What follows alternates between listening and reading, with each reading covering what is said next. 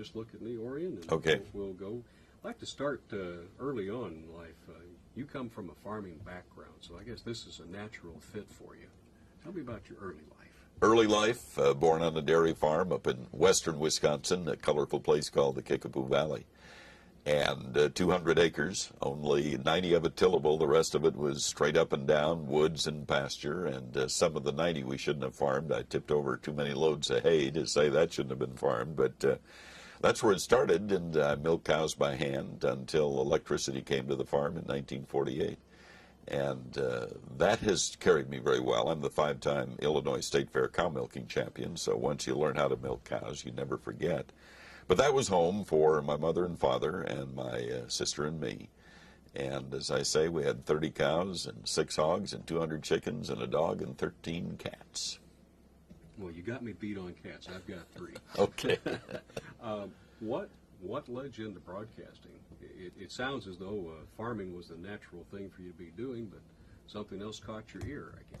Well, something else caught my ear, but something else intervened. I went to a one-room 8th grade country school, and the summer out of 8th grade, I'm looking forward to high school because that was something that was exciting, and I was going to play basketball and do all of those things. And that summer I came down with a bone disease called Legs-Perthes disease. And all of a sudden, overnight, my life changed. I ended up in the hospital 3 weeks, in a body cast for 6 weeks, in a wheelchair for 6 months, and on crutches for a year, and really couldn't even go to high school because we lived 6 miles from town. But luckily, I had a vocational agriculture teacher who made the trip out 3 nights a week, brought my assignments from my other teachers, and took my work back so that I didn't fall behind in school. Well, during that time, I listened to radio. And I knew I wouldn't be able to do the heavy work of farming because doctors said this could reactivate if you had any severe jolts or did any heavy lifting. And so I listened to Bert Wilson doing the Chicago Cubs, and I thought, that sounds like it might be interesting. And so I talked a lot to Mr. Gehring, my VOAG teacher, about it. I got back into school in my junior year, and he got me into FFA public speaking. And Mrs. Woods, my English teacher, got me into forensics, and went from there and haven't quit. When did you get your first radio job? First radio job was August of 1952 at a radio station 17 miles from the farm, and it was a daytimer. I would get up in the morning, milk cows, change clothes, go to town, be a radio announcer, and get home in time to help milk cows at night. And I spent 2.5 years at that radio station, writing commercials, sweeping the transmitter shack, selling time, polka disc jockey, you name it, I did it. But what a great learning experience. And you also did some television in those days, too? Television didn't start until 1956. After Sparta, I went to Appleton, Wisconsin, where I was a nighttime disc jockey. And that's when Mutual Network was alive and well. And so I would do the station breaks after Fulton Lewis Jr. and the Chicago Theater of the Air with Colonel McCormick, not knowing that someday I would be working for his operation. And then in 1956, I moved to Green Bay. And in 1956, they were pioneers in television, particularly agricultural television. They were doing an hour of live television every day at noon with a live orchestra, and we'd drive tractors in and out of the studio, and so we did television for 4 years when nobody else was really doing much live farm television. Was it 1960 that Ward Quall gave you that call to come to Chicago and get into a bit bigger, a little larger pond, so to speak? I got the call, to my amazement, because I'd been active in farm broadcasting at that point for 4 years, and there were a lot of big names in the farm broadcasting industry, WHO in Des Moines and CCO in Minneapolis, and so the call came out of the blue saying, we'd like to talk to you, and I came down to Chicago for a day thinking, well, free trip to Chicago, this is going to be fun. Thinking that it's a cutthroat market, and I didn't want to get into a place where if you made a mistake, somebody else would be there to take your place. And I spent the day at WGN, and everybody was very nice. People I'd listened to. I met Jack Brickhouse, and I met Vince Lloyd, and I met Eddie Hubbard, and all of the people, Wally Phillips, who were big names here. And at the end of the day, Ward said, I think we'd like you to come to work for us. Well, that suddenly changed the whole day. And I thought, oh, I don't know if I want to do this. I like what I'm doing in Green Bay. I'm a big fish in a little pond. Do I want to come into this market? What was WGN's commitment to agriculture at that time? That was a long-standing basis for this organization. Must have been a big deal. It was, and yet in that period, WGN was not the number one farm station. WLS, the Prairie Farmers Station, was the number one station. I grew up listening to WLS on the farm, the National Barn Dance. And in April of 1960, they overnight fired everybody at WLS and became wonderful rock and roll WLS. And suddenly there was no competition in the Chicago market for agriculture. And WGN was doing a live program called Country Fair with a live band every day. And in August, the farm director who was here, Norm Kraft, resigned to join John Kennedy's campaign staff. And that's when the opportunity for me came. So timing couldn't have been better, because the number one farm station was suddenly not there. And here was this station that had been in the shadow of WLS, but now suddenly the only game in town. So timing was everything. What was it like coming from Green Bay into really a regional, practically a national audience here at WGN? It was scary. It was a situation where you hoped you didn't make a mistake. But it was also a situation where everybody was as helpful as could be. Holland Engel, who was a newscaster and was on the Mutual Network, was here, filled in from the time that the farm broadcaster left and I came in. And Holland was as helpful as could be. And so the intimidation quickly left. And Ward Quall made it a lot easier, because when I came to work, he said, just 2 or 3 rules, Orion. He said, first of all, I hired you to be my farm director. And if you think you need to be in Dallas, Texas tomorrow, and Washington, D.C. the next day, and Billings, Montana the day after to do what I want, which is the best agricultural show in the country, then you make that decision. You don't come to me. And the other thing he said was, just remember, WGN always does it first class. And we want to maintain that reputation. It's one we work to establish. And so he said, those really are the 2 guidelines that I want you to follow. Now, you couldn't ask for anything better than that. Who did you conceive your audience to be, or audiences? Initially, I conceived the audience, my primary reason for being on the air, the producers, the farmers and the ranchers, and at night, with 50,000 watts of clear channel, we covered 28, 29 states at night, and we would actually do some livestock reports at night, because the Chicago Stockyards was in full force at that time. And so at midnight we'd start reporting the livestock arrivals. It would give us an idea of how many cattle and hogs would be on the market the next day, and might give us an idea of the price trend. So primary audience was the agricultural audience. Didn't take long, however, to realize that you don't want to and cannot ignore the urban audience, which, with WGN being number one in listenership, was a sizable audience. And so it didn't take too long to realize that I need to relate what I'm saying about cattle prices to the price of beef at the retail counter. And I'm needing to talk about some of the tools of technology that we use that are scary, that sound like poison, the pesticides and all that, and why we do it and what it means to the consumer. So over the years, we, I think, evolved from just an agricultural information program to a consumer education program.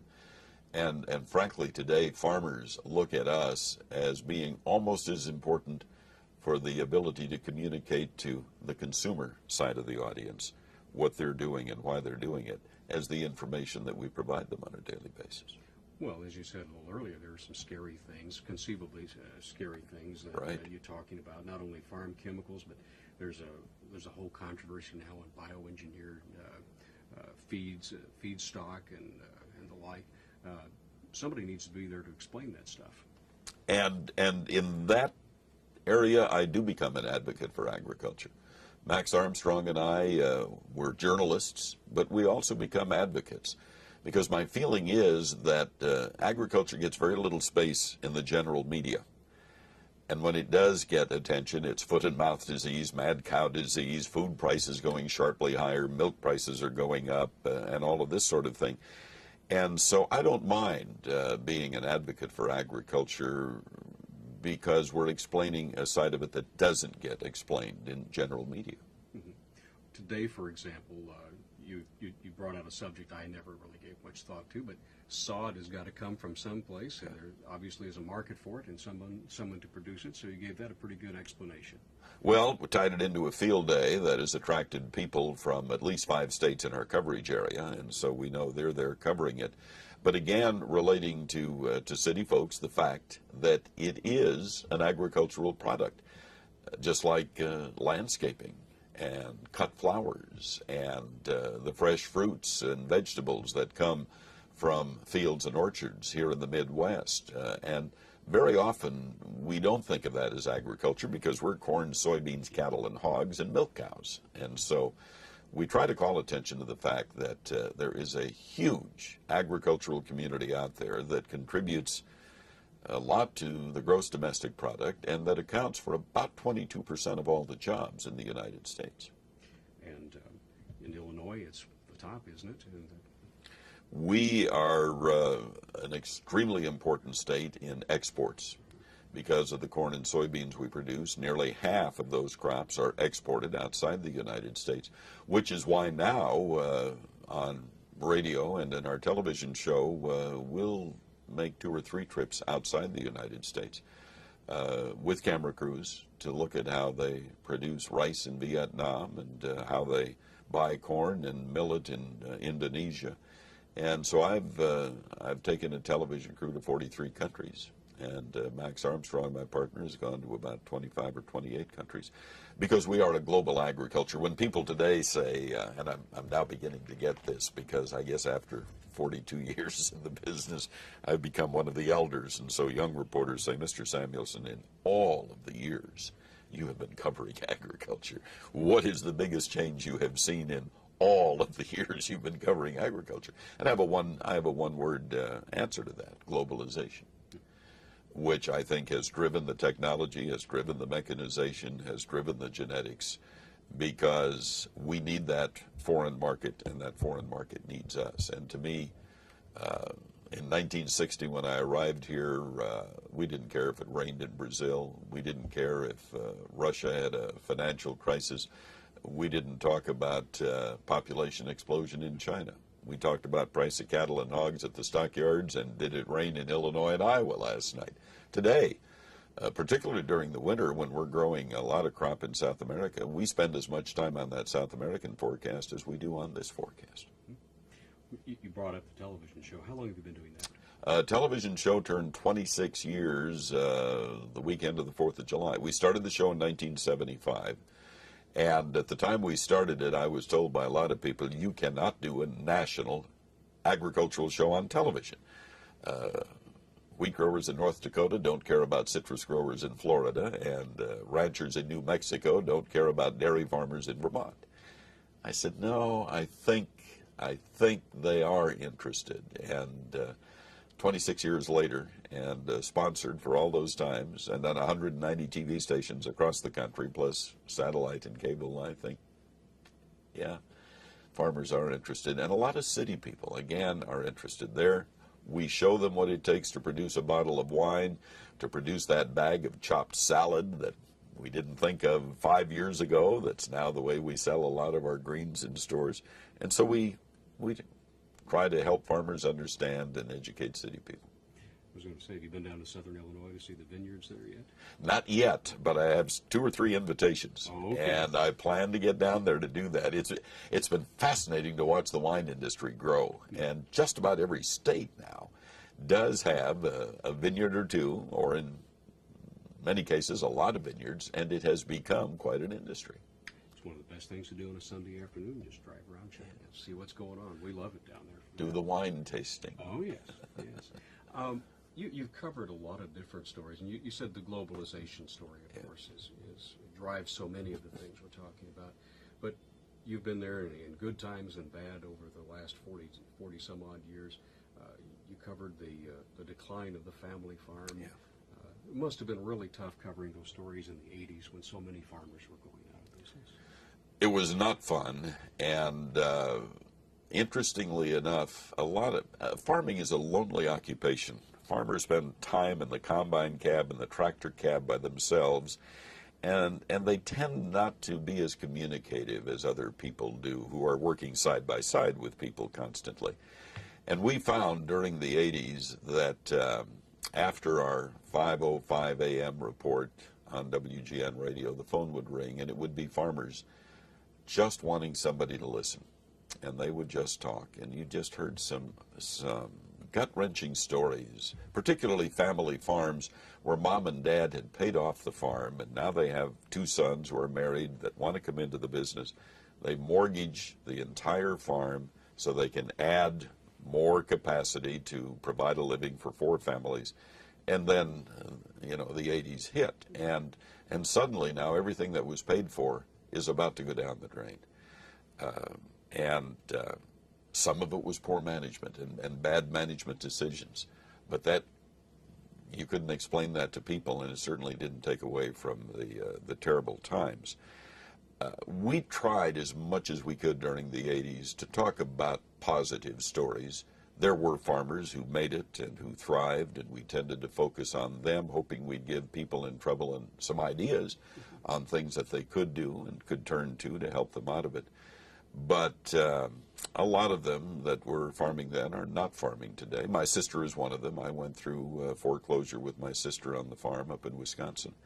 And so I know, the sadness. But I also said there is life after milking cows. And there is life after farming. And to me, the family farm is still the basic production unit in this country. It's far different from the 200 acres I grew up on. And a lot of people who have a 200-acre farm would not consider a 30,000-acre wheat farm in North Dakota a family farm, or an 8,000-acre corn bean farm in Illinois a family farm, but they are. And they've had to incorporate for tax purposes, inheritance purposes, and that. But I'm one that is not concerned about corporation farming taking over, because the corporation farm is generally a family corporation, and it's the evolution. And it's not just agriculture. The corner drugstore and the mom-pa corner grocery store, we pay them lip service, but when a supermarket or a big drugstore moves in with parking lots and everything else in the city or suburbs, we go there. You mentioned earlier, of course, that you are an advocate for farmers. Right. And you've taken an active role in representing farm interest on any number of boards. You serve on the Chicago Board of Trade, Agricultural Council of America. What's important for agriculture's voice to be heard in those kinds of areas? Well, let me take the Board of Trade. I was one of three public directors, non-members of the Board of Trade, that served on their 21-member Board of Directors. And this was some time ago. It was back in the 70s. I served for 6 years. And the Board of Trade was looked at, and still is to some extent, by farmers as a dangerous place, a place where people make money off the sweat of a farmer's brow. And I'd get a lot of letters critical of traders and the whole pricing concept of the Board of Trade. I think sitting on that board, I brought to the board members, the traders, the awareness that they need to do a public relations job out in the fields that produce the raw material that provides their basis for existence. And hopefully I was able to do that to some extent. I think as a result of my being on that Board of Directors, they did enlarge their education program and their ability to communicate more directly with the producer that they serve.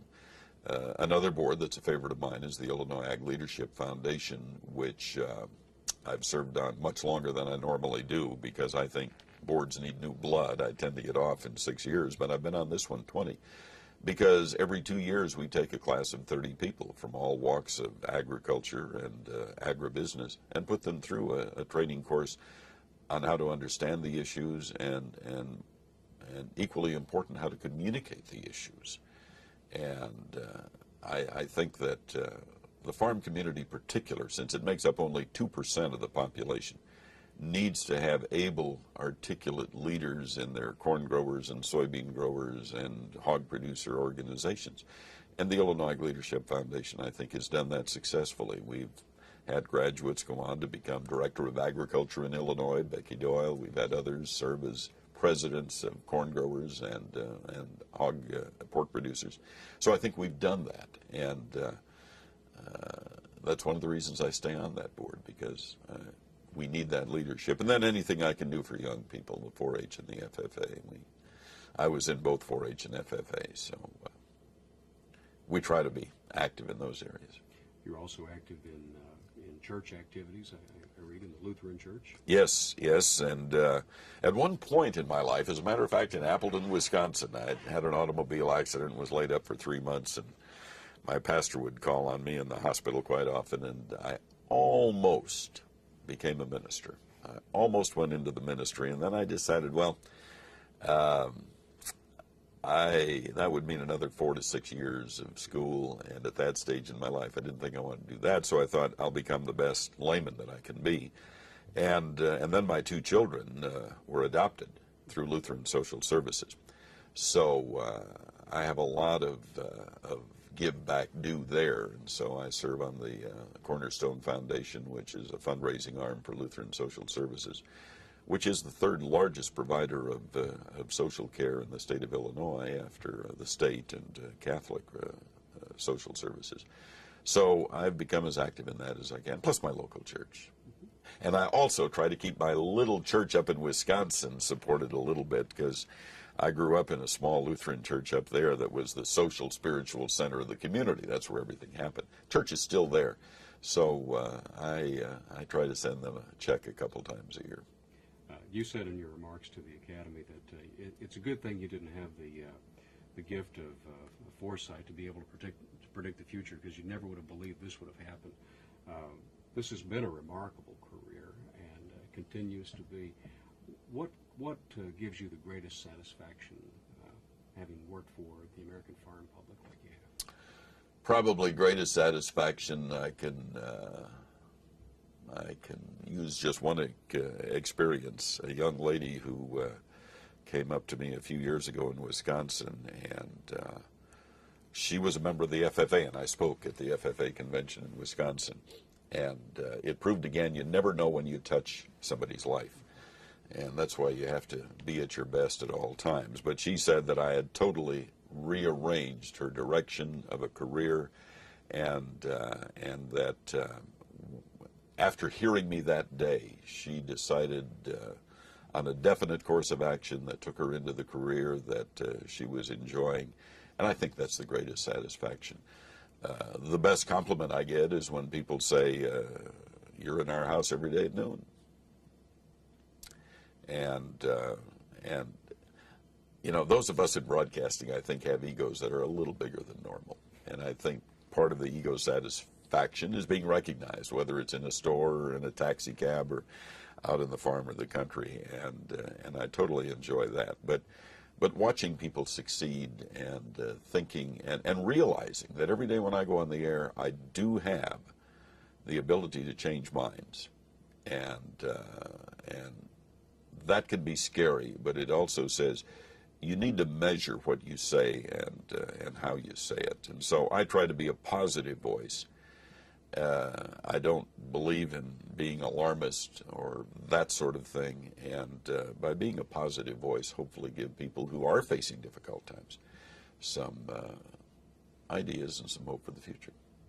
It's quite a responsibility when you sit down and think about it. It really is, because we know we have about 750,000 people listening during the noon show out over a 7-state area. And the realization that what I say today, yes, may help them decide to sell corn or soybeans or to get hogs ready for market, but at the same time may change their mind on the direction of farm policy that they want to talk to their congressman about, or things like that. And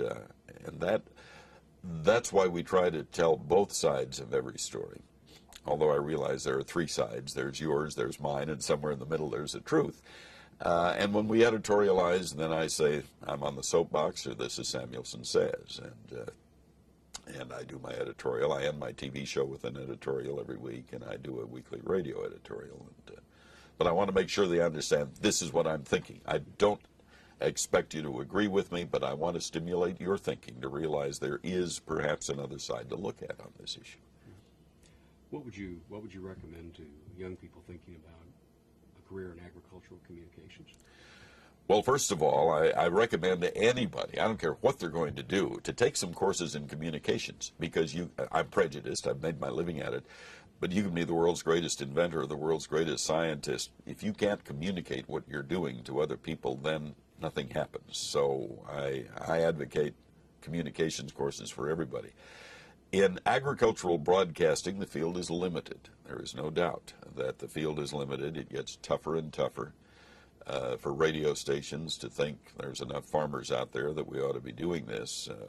That's why WGN is so unique. There's no other station in the country that does what we do. And so I tell them that, but I tell young people, if you have some talent and a whole lot of desire and are willing to work real hard at not much pay to get to what you want to do, then you'll do it. I'm so convinced that you can do it in this country. And my kids can recite probably thousands of times when they heard me say, find something you like to do so much you'll do it for nothing, and then do it so well you'll get paid for it. And I see the need for agricultural communicators continuing. Maybe not on radio, but certainly with the internet and with all of the public relations firms that are out there. And I think in my next life, I want to be an agricultural consultant on Wall Street, because Wall Street doesn't understand agriculture. And so I think maybe somewhere down the road, of course, when I grow up, I really want to be like Paul Harvey. But when I get beyond that, why, there are just so many fields out there that need people who can understand and who can interpret and then who can communicate it to people. And so to young people, I was at the University of Illinois in April and talked to some of their ag communications classes and told them what I felt. I said, it's not important to be first. It's important to be right.